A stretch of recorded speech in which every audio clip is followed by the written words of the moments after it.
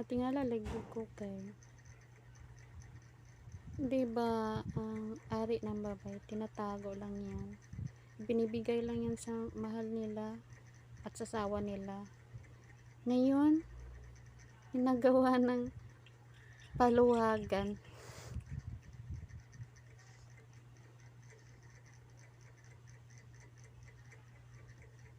Ginagawa ng paluwagan ng iba para lang magkapera.